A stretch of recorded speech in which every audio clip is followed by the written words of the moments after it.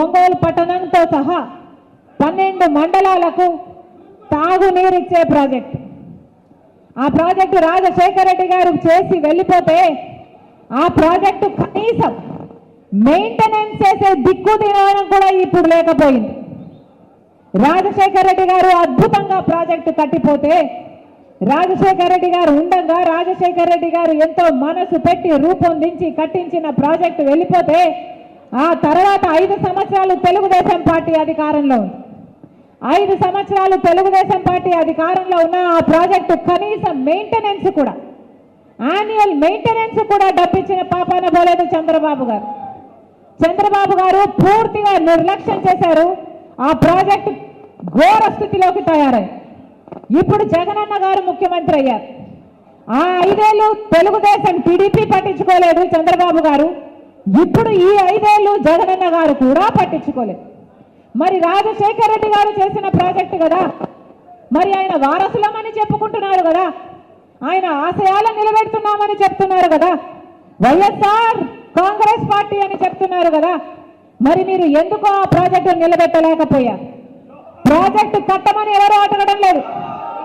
కనీసం ప్రాజెక్టు మరమ్మతులు చేయడానికి కూడా మీరు సంవత్సరానికి 1-2 కోట్లు ఇవ్వకపోతే, ప్రాజెక్టు నిలబడకపోతే ఈ రోజు ఆ ప్రాజెక్టు గేట్లు ఆ నీళ్లలో తేలుతున్నాయి, గేట్లు ఊడైపోయాయి. రాజశేఖర రెడ్డి గారి ప్రాజెక్టు కడితే కనీసం మీకు ఆ ప్రాజెక్టు మెయింటైన్ చేయడం కూడా చేత కాకపోతే మీరా రాజశేఖర రెడ్డి గారి వారసులు? మీరా రాజశేఖర రెడ్డి గారి ఆశయాలను నిలబెట్టేవాళ్ళు? మీదా వైఎస్ఆర్ కాంగ్రెస్ పార్టీ? మీది వైఎస్ఆర్ కాంగ్రెస్ పార్టీ కాదు. వై అంటే వైవి సుబ్బారెడ్డి గారు, ఎస్ అంటే సాయిరెడ్డి గారు, ఆర్ అంటే రామకృష్ణ, సజ్జల రామకృష్ణ గారు. ఇలా తయారయ్యింది ఈరోజు వైఎస్ఆర్ కాంగ్రెస్ పార్టీ. దీంట్లో వైఎస్ఆర్ గారు లేరు. ఇది జగన్ రెడ్డి పార్టీ, ఇది నియంత పార్టీ, ఇది ప్రజలను పట్టించుకోని పార్టీ, ప్రజా సమస్యలను పట్టించుకోని పార్టీ, ప్రజల ప్రయోజనాలను తాకట్టు పెట్టి బీజేపీకి బానిస అయిన పార్టీ. రాజశేఖర రెడ్డి గారు ఒక్క ఆశయమైనా నిలబెట్టారా? ఒక్క ఆశయమైనా నిలబెట్టారా? వెలుగొండ ప్రాజెక్టు రాజశేఖర రెడ్డి గారు ఎంతో కోరుకున్న ప్రాజెక్టు, ఎంతో 4,50,000 ఎకరాలకు నీళ్ళు ఇచ్చే ప్రాజెక్టు.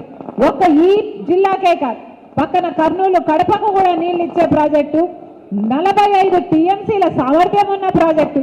రాజశేఖర రెడ్డి గారు 60% పనులు పూర్తి చేసి పోతే ఆ తర్వాత చంద్రబాబు గారు కనీసం తట్టెడు మట్టెడు తీసిపోతాడా?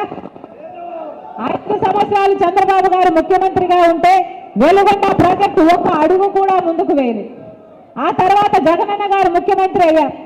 ముఖ్యమంత్రి కాకముందు చెప్పిన మాట వెలుగొండ ప్రాజెక్టు నేను పూర్తి చేస్తాను అని. మరి 5 సంవత్సరాలు అవుతుంది. వెలుగొండ ప్రాజెక్టు పూర్తయిందా?